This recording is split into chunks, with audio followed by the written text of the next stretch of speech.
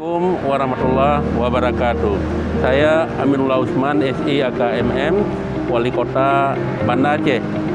Saya mengajak warga Banda Aceh khususnya dan semuanya, barangkali warga di luar Banda Aceh, ayo kita sama-sama mengadakan donor darah, baik itu melalui PMI Kota Banda Aceh maupun tempat-tempat donor darah lainnya, karena setetes darah itu sangat berharga untuk menyelamatkan nyawa orang lain.